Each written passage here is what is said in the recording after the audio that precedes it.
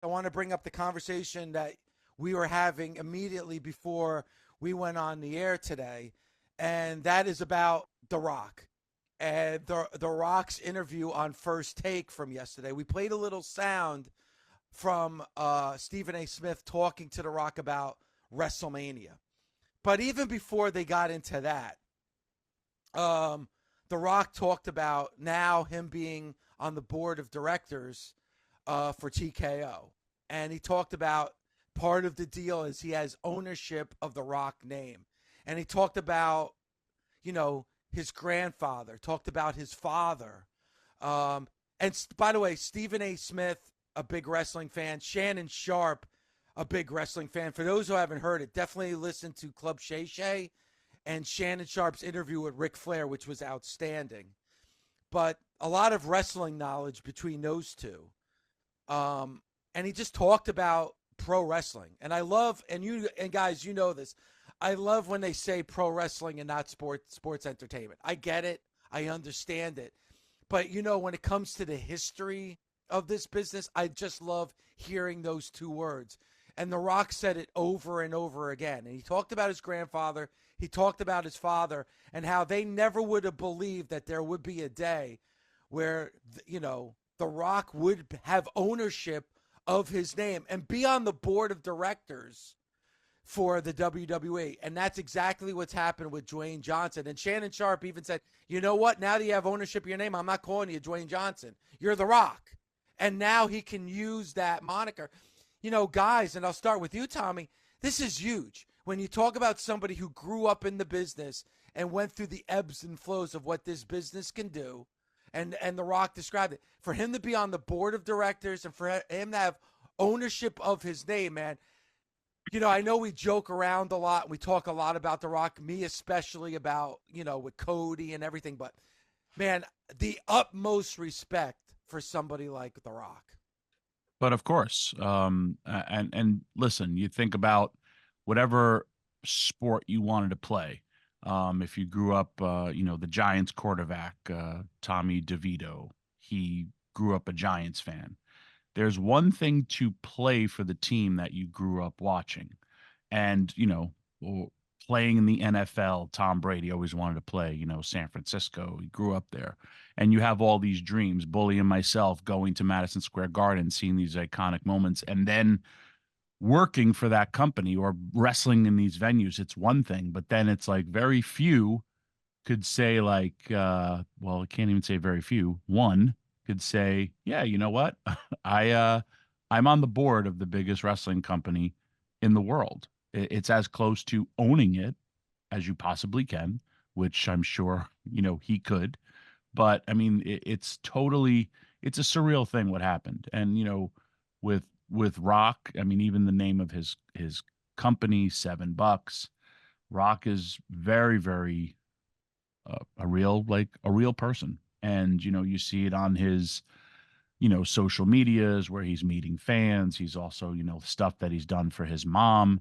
But yes, I mean, we saw it in the Young Rock. He has, his father was on top and then his father was on the bottom, and having to live that life or getting evicted from his home and, making a promise to himself he'll never be in that situation, especially for his mom.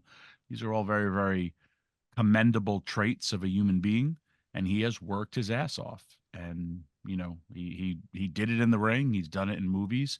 The ownership of the Rock name as well, that was a big, when he had a rift with WWE, and now that he has that back, I mean, it's a wonderful, wonderful thing that we're seeing. And I mean, yesterday, if you were a shareholder, you were extremely excited for how much their stock had jumped up. And I mean, WWE has been the leader in sports entertainment for a long, long time, and it's just going to continue. Dave, here's some perspective on ownership of the name. When you, back in the day, when you went through the WWE, you come up in the WWE, no matter what, the minute you put your put your signature on a WWE contract, they own every last thing about you for the length of that contract. Unless you're coming in with your real name, they own it.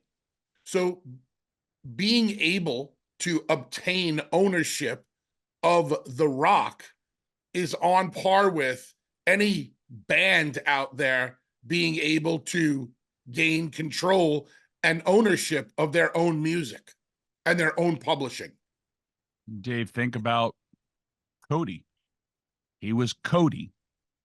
He could not use Cody Rhodes anywhere else but WWE. It's a big, big thing. He got Cody over, but Cody had no last name. It's pretty incredible. And, he even talked about, because what you were saying, Tommy, about, even with, Peter Maivia and with Rocky Johnson, the highs and lows. He's at the top. And you mentioned Young Rock, the TV series Young Rock, which I was a big fan of. You saw those ebbs and flows. One day you're at the top and you're in the main event. The next day you're at the bottom of the card. And he even talked about that in that interview where he didn't want at first to be a professional wrestler because he saw the struggles his dad had financially. So he wanted to be an NFL player. That was his dream. And when that was dashed, then that's when he decided he wanted to be a pro wrestler. So for him to be a pro wrestler, just like his grandfather, just like his dad, and he said it, he goes, if it wasn't for pro wrestling, I would never have been an actor. I never would have been a movie star.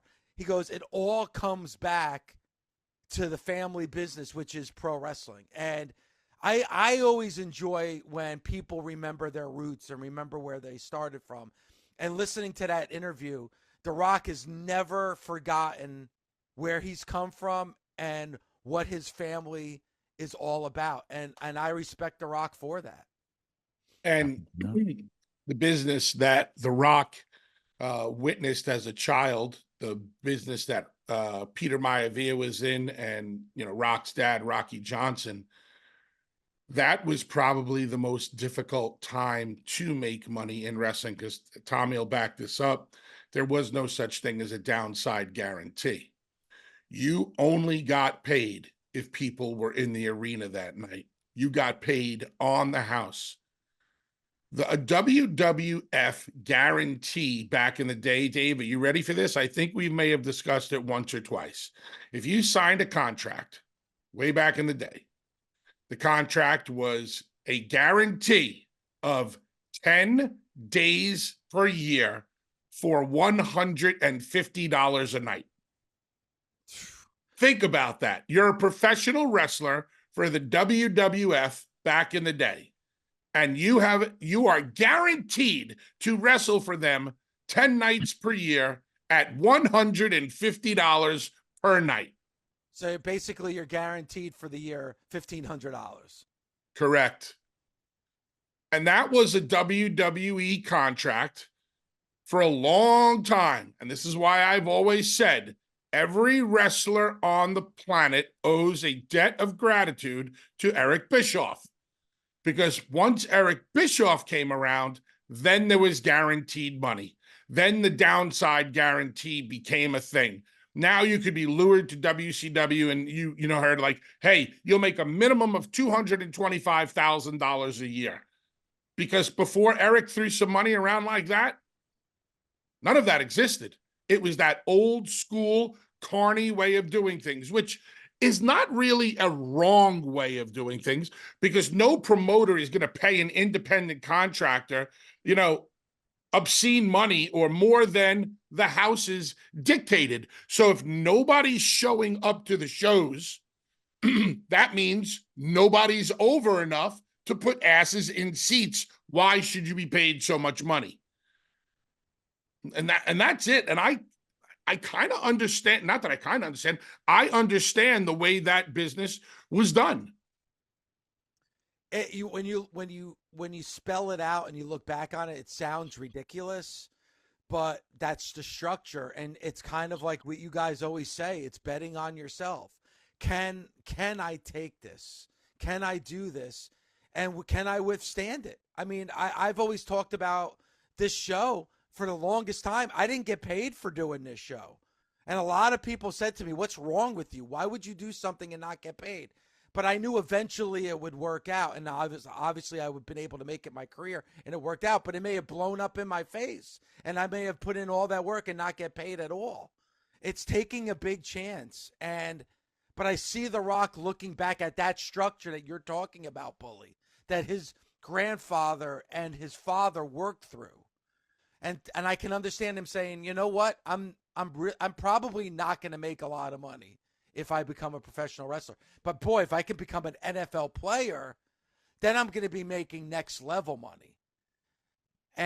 But here he is in 2024 saying he owes everything to the business of pro wrestling. And there he is ringing that bell on the stock market, as a board of director for that company and being able to own his name. I mean, kudos to The Rock because, man, I'm sure he's very, very proud of himself. And I'm sure last night when he went to bed, he was talking to his grandfather and his father saying, I did this for you. And, and look where I am. That's a very special moment for The Rock. Do you mess with the institution of Monday Night Raw by thinking about switching it off of Monday nights? Tommy, what do you think? I do not. It's a staple, just like saying there's no Monday Night Football. What they did is they added to it Thursday Night Football, Sunday Night Football. But I feel it's a staple. It's a risk if you do it. I look at it where I seriously am like, unless I have to watch it for the show, don't know if I'll be watching it on Netflix. Just because of, I'd be like, I could pick up enough through social media, all that stuff. That's just me. This is a massive movement. And I was having this discussion with my friend earlier. We both have younger kids, and it's a generational thing. David, how do we used to get our news? The newspaper. Old. Yeah. Streaming services are going to be bigger than cable. And, a lot of people, I think in 20 years, it'll be the weirder thing to have cable as opposed to having streaming services. I think it's generational. And in 20 years, it'll be totally different. I mean, cable is shrinking and streaming is growing. So it makes sense. But Dave, earlier on, I said, I think at this point, the WWE can do whatever they want. Mm-hmm. Didn't Nick Khan just basically say the same thing? Yeah. I mean, he basically said we have no competition. And honestly, with a streaming service, guys, and obviously in this day and age with DVRs and everything else, you don't have to necessarily watch it live. If you're watching the Monday Night Football game, well, then watch the Monday Night Football game, and either after the game or the next morning you watch Monday Night Raw. It doesn't matter as long as you're watching. I mean, that's part of the beauty of the streaming service. So I think a big catch will be for 2025 advertising what you may or may not see, or then shocking people to get people to go, oh, wait, what's happening? And that'll drive it from social media to Netflix. That's how I feel, because of exactly how I'm currently watching on Peacock Ted, because I want to watch the Ted TV show. So I went back to watch the movie Ted. And what did I do? I stopped it because I know I'm going to go back and watch it, and I'll watch pieces of it. That's another thing. Is it going to be live and then you can't watch it, or you're going to have the entire 1 year library where I could binge watch a year of Raw, like a season, and then do the next season? That's what I really also liked about day one, where if it's day one, season, whatever, I know, because that's also how they do it in Netflix. Season 1, episode 1, episode 2, episode 52. And then they got to go season 2. And, when Nick Khan says that WWE has no competition, to clear that up, because I could hear AEW fans screaming throughout the universe, like when they blew up Alderaan. AEW is an alternative product to the WWE. From a business point of view, it's light years apart from a business point of view. Does Tony Khan have a lot of money in his bank account like the WWE has a lot of money? Yes, he does. And that money was made elsewhere. That's where the no competition comes in. AEW alternative. That ship has sailed. That window of opportunity now is closed for AEW or any other wrestling company on the planet to be competition to the WWE. It's simply an alternative product. And David, That how would, oh, go ahead.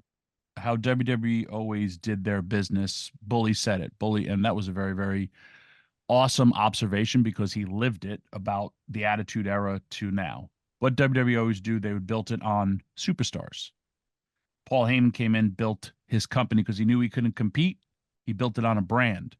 WWE is building the brand as well as their superstars. They have all their baby faces super duper over, and their brand is super duper over. That's the most ideal way. You can't say, like ECW, we did violence, and then everyone else started doing violence. So then Paul was like, we got to go to wrestling. And then, but when, AEW, they have great wrestlers. They have great, they have ex superstars. They're building their people, but WWE is just next level where everybody is just on top, and they've done it the way you want to really build a brand. And to back what Tommy is saying up, Dave, does the WWE at this very moment have a Stone Cold Steve Austin? No. Do they have a Rock? No. I could probably just stop right there. So if they don't have a Stone Cold Steve Austin and they don't have a Rock, how could the company possibly be bigger today than it was then? Bully, you and I actually had this discussion over the phone yesterday. And yes, back in, 2000, if you walked into a mall, you saw Stone Cold shirts, you saw Triple H shirts. It was part of pop culture here in the States. There's no doubt about it. You could go anywhere right now. You probably don't see a wrestling shirt until you actually went to a wrestling event. However, this is now global. This is beyond like you said, Tommy, anything that they probably could have ever imagined 25, 30 years ago. Because maybe, a wrestler on the Monday Night Raw roster isn't as big as a Taylor Swift. But you know what? Everybody knows around the world who Cody Rhodes is, who Roman Reigns is, who CM Punk is. And that is, without a doubt, what the goal was, and they're actually reaping the benefits right now.